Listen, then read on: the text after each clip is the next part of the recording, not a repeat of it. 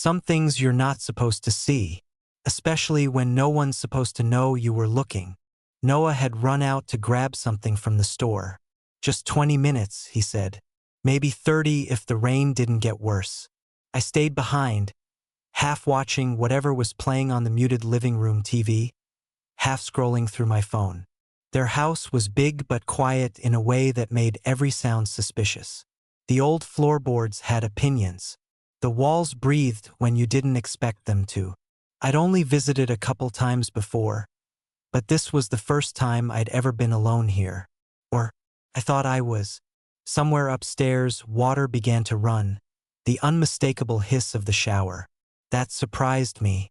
Noah's stepmom was supposed to be out at a yoga retreat for the weekend. That's what he'd told me, anyway.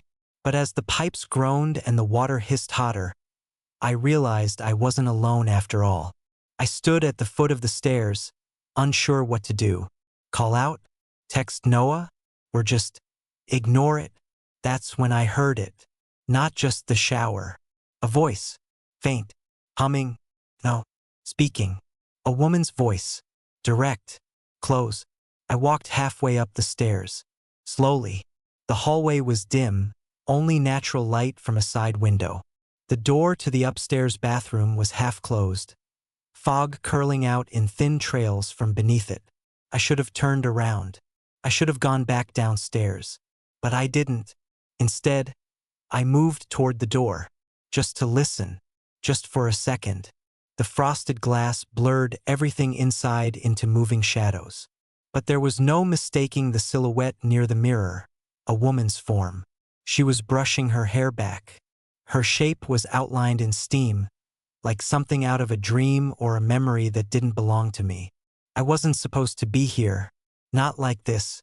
The house creaked. Somewhere outside, a car passed. Then her voice again. Clearer now. You always forget the towel. I froze. Was she talking to herself? Was she on the phone? Or worse, had she seen me in the glass? I turned to leave. Fast. But my foot hit the hallway table, just enough for a thud that echoed far louder than it should have. Then silence. No more humming. No more movement inside. And then the sound of the door latch turning. My heart stopped. The door opened slowly, and Marilyn stepped out. Wrapped in a light robe, hair damp, a single drop of water trailing from her temple to her jaw. She saw me. Not just saw, registered. Her expression didn't change. No scream. No shock. Just a calm, calculated pause. Then she tilted her head slightly, eyes meeting mine with something between amusement and accusation. Do you like what you see? Her voice was low, precise, neither angry nor amused, but aware. I stammered something. I'm not sure what. An apology? A denial? I didn't even know what I was apologizing for. She didn't blink. She didn't move. Just stood there for a long, silent second. Then came the sound that broke everything. The front door unlocking downstairs. Noah. I took a step back. She looked over her shoulder, calm as ever. You'd better get back down there, unless you want him to ask why you were up here. Her tone was neutral, not threatening, but not gentle either. I turned fast and descended the stairs, heart pounding in my throat. Noah walked in, shaking water off his jacket, plastic bag in hand. All good? He asked. Yeah, I said too quickly. Just stretched my legs. He didn't press. But as I sat back down on the couch, I couldn't stop thinking about her voice, her words, and the way she hadn't closed the bathroom door all the way again. The next morning, everything pretended to be normal. Noah made eggs. I made coffee. Marilyn didn't come down right away. But I couldn't stop thinking about the hallway, about her standing in the doorframe, wet hair clinging to her neck, eyes reading me like a book she'd already underlined. I avoided looking up the stairs all morning.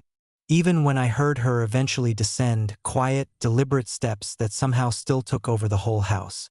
She entered the kitchen wearing a beige sweater and black slacks. Clean, understated. No trace of the previous day. Her tone was light, almost amused, as she greeted us. Did you two survive without me? I faked a smile. Noah grinned. Barely. You left the TV remote somewhere weird again. She rolled her eyes, opened the fridge, and poured juice into a tall glass. I watched her hands. I didn't mean to, but they moved like they knew they were being watched. We sat at the table. Noah scrolled on his phone. She sipped juice and caught my gaze for just a second before looking away, like she wanted me to know she knew, but had no intention of speaking first. Then she stood. Ethan, would you help me with something upstairs? The guest closet door is sticking again. Noah didn't even look up. You two and your closets. Marilyn was already walking out of the room, not looking back. The hallway was different in the daylight. Still quiet, still long, but less shadowed, less fogged with steam. She stopped just outside the same bathroom from yesterday and pointed at the closet next to it. It sticks when it's humid, she said. Just push your shoulder into it. I did. It clicked open with a grunt of wood and metal. I turned back, expecting her to have walked away, but she hadn't. She was leaning lightly against the doorframe, arms folded, watching me. About yesterday, she said. My throat dried up. I began. Don't apologize, she interrupted. It's worse when people lie about things they meant to do. The silence stretched between us. I didn't know what to say. There was nothing appropriate. Then something strange. She reached into the drawer beneath the sink and pulled out a small silver key. Do you know what this unlocks? I shook my head. She turned it in her fingers, letting the light hit it. Neither do I. Found it years ago in this house. Never figured out where it goes. She handed it to me without breaking eye contact. Maybe it's meant for someone else to try. The key felt colder than it should have. Smooth, worn, too light to be real, too heavy to ignore. That was when we heard it. Footsteps downstairs. Rapid ones. Coming up. Noah. She stepped back. Not flinching, just withdrawing. Like water slipping under a closed door. You should put that somewhere safe. A second later, Noah appeared at the top of the stairs. You guys good? Yeah, I called.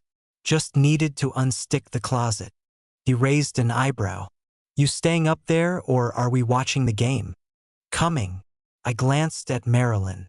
She gave nothing away. No expression. No wink. Just silence. But then, just before I turned fully, she spoke again. Low, casual. I usually go for walks around 5. House is quieter then. Her eyes held mine for a breath. Then she turned and walked into her room, the door clicking shut. I stood there holding the key. It had no label, no string, no reason to matter. But I knew in that moment it mattered more than anything else in the house. The next day I tried to forget the key. I told myself it was nothing, just a worn piece of metal without a lock. Just a meaningless gesture from someone who enjoyed making people uncomfortable. But no matter where I hid it, my bag, my pocket, inside a shoe, it never stopped feeling heavy. It stayed in my pocket through breakfast, through an awkward lunch with Noah and his dad, who'd come back early from a canceled trip, through the whole afternoon, while we sat on the back porch watching the clouds roll in. The house had changed. Marilyn moved through it less like a person and more like a presence. Quiet, measured, watching everything even when she wasn't looking directly.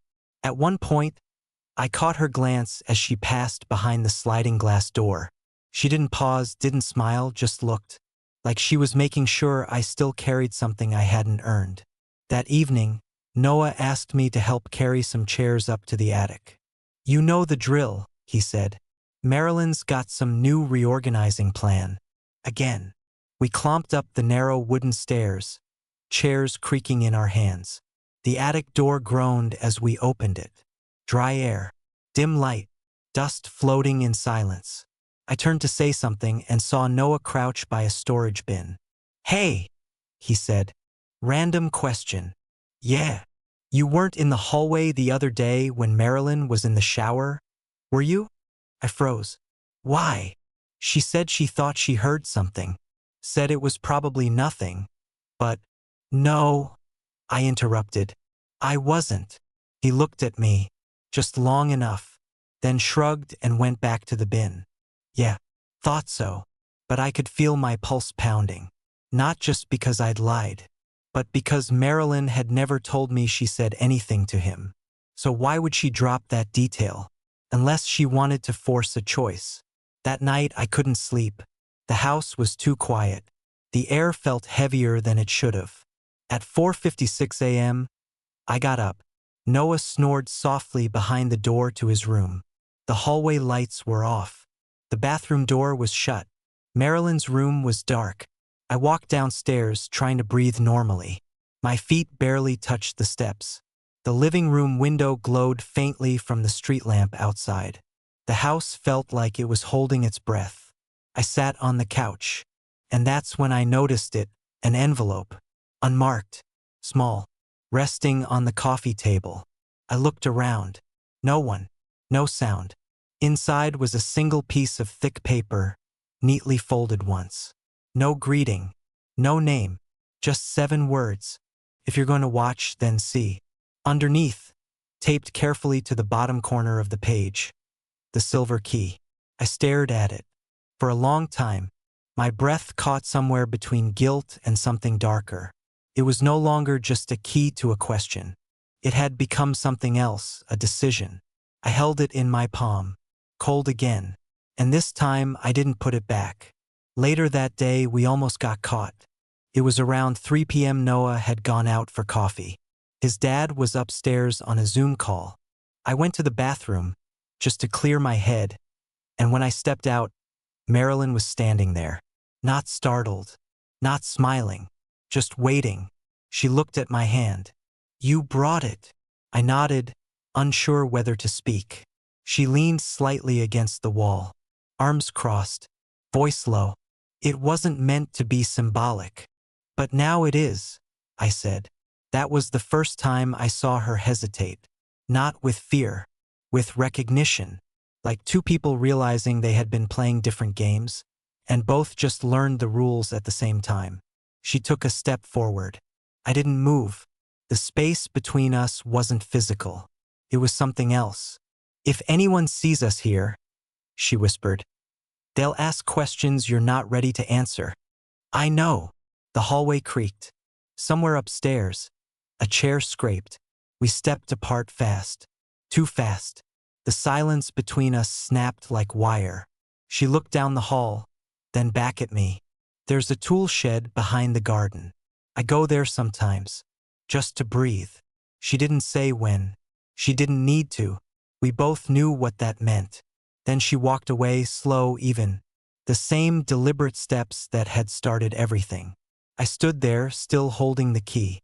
Not a mystery anymore. Not a test. A message. A choice. After what happened in the hallway, we didn't speak for 2 days. Not really. There were shared glances over dinner, silent pauses too long to be innocent. But nothing that could be quoted. Nothing you could point at and say, "There, that was the line." But the air in the house had changed. Noah was distracted.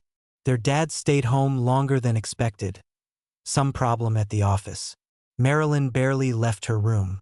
And I stopped sleeping well. Every time I closed my eyes, I saw the envelope, the message, the key. Every time I woke up, I wondered whether the shed behind the garden was even real, or something I'd made up, something imagined to excuse the way my hands kept drifting toward the key in my pocket. I tried to focus on other things. Noah wanted to go to a movie one night, but I said I had a headache. Another time, he offered to take me to a friend's barbecue. I lied and said I had a call with my mom. I started silencing my phone. I kept it on airplane mode, tucked in my backpack, like if I disconnected from the outside long enough, the world inside this house would stop feeling borrowed. But it didn't. It only started to feel more real. Friday afternoon, just after 5. I waited by the back fence for nearly 10 minutes before she appeared. She moved differently now, no pretense, no layered timing. She walked across the yard in a thin gray sweater and jeans, hair tied back, holding a small thermos in one hand. No words. She unlocked the shed and stepped inside. I followed. It wasn't what I expected. Not some dusty space full of rakes and paint cans. It had been cleared, swept. There was an old folding chair, a thick blanket, a floor lamp plugged into an extension cord. Someone came here often. She handed me the thermos. Still warm. Tea, she said. You look like you haven't slept. I haven't, I admitted. We sat, close but not touching. The space was too small for formality. She stared at the floorboards for a long time before speaking again. Do you know how I met his father? I shook my head. He was my therapist. The sentence landed heavier than it should have. I was 29, divorced, lost. He helped me. Until he didn't. It wasn't professional. And it definitely wasn't love. But it was stability. Or something close enough to pretend. She sipped her own tea slower now. Noah never liked me. He tolerates me because I keep the house running and never ask for much. I think, deep down, he knows I don't belong. You do? I said too quickly. She looked at me. Really looked. Do I? I didn't answer. It's easier, she continued, to be invisible. People assume less, expect less. But sometimes, someone looks too long, and you start to remember what it felt like to be seen. The shed went quiet again. Outside, wind shifted. A branch scratched against the wooden wall. That's when she said it. Softly, almost like she regretted it as it left her mouth. You saw me, and you didn't run. My heart was pounding. I wanted to say something, anything, but I couldn't decide whether she meant thank you or I'm sorry. That's when it happened. A shadow moved past the shed window. Fast. We both froze. Then voices. Outside. Noah and his dad. Talking. Walking toward the garden. What is this? She uses it for storage. Probably some project. Their footsteps grew louder. Then stopped. My hand moved instinctively toward the light cord. Don't, she whispered. If they see the light. Too late. Just sit still. We didn't move. Not even when the footsteps circled the shed once. Not even when we heard Noah say, "Weird. I thought I saw movement. Must have been a bird," his dad muttered. They moved on. Eventually. But we didn't relax until we heard the back door close. I exhaled. Slow. That was close, I said. She nodded, brushing her fingers through her hair. Too close. Maybe we should stop. Do you want to? I hesitated. That silence said everything. She stood, walked to a small tin box on the shelf, and took out a folded square of paper. She handed it to me. Tomorrow, she said. Early. I opened it after she left. It was an address. Not far. Not their house. A different place entirely. I stayed in the shed another 5 minutes. The air was still warm. The light still on. And in my pocket, the key still pressed against my leg like it had always been there. Even before I knew her. I left the house at 6:43 a.m. The streets were wet from overnight rain. Quiet. Gray. No one else was up. Not in their house. Not in the neighborhood. I didn't leave a note. Didn't answer Noah's text from the night before. You good? You seemed out of it. The address Marilyn had written led to a small rental cottage tucked behind an old bookstore. I'd passed it dozens of times and never once noticed it was there. She answered the door before I could knock. Hair still damp. Light sweater over bare shoulders. No makeup. Just eyes that looked steadier than they had any right to. We didn't speak. Not at first. She stepped aside to let me in. The inside was almost empty. A couch. A table. A lamp that hummed slightly. She sat near the window and motioned for me to join her. I did. The silence wasn't tense. It was final. Not in the sense of goodbye. But in the sense of this is it. No layers. No games. Just two people in a room they both chose to be in. No one knows about this place, she said quietly. Not even him? Especially not him. I nodded, looked around. Why tell me? Because you asked without asking. Because you watched and didn't flinch. Her eyes dropped to my hands. Do you still have the key? I pulled it from my pocket, placed it on the table between us. I shouldn't. But you do. She picked it up, turned it once between her fingers, then handed it back. Then it's yours. That was the moment. Not physical, not loud, just two people sitting inches apart with no lies left between them. I reached for her hand. She let me. Her fingers were cold, but steady. We sat like that until the light through the window turned gold. We didn't kiss. We didn't promise anything. We didn't have to, because in that hour, with the world still asleep and nothing between us but shared silence, we made a different kind of choice. To carry the truth, not the outcome. No labels. No future carved in stone. Just the agreement that what happened did happen, and it changed us both. Quietly, 1 week later, I was back home, back to my own place, my own things. Noah called a few times. I didn't answer, not because I couldn't, but because I didn't know what version of me would pick up. The envelope arrived 3 days after I left. No return address, just my name. Inside, a photograph, black and white, the silver key resting on a windowsill, sunlight catching only half of it. Underneath, handwritten, still watching. I kept it in my drawer, didn't frame it, didn't hide it, just left it there. Every so often, I open that drawer, not to take the photo out, just to make sure it's still there, still waiting, still hers, still ours. A key on the windowsill, glowing faintly in the morning light, casting the shape of a lock that no longer exists.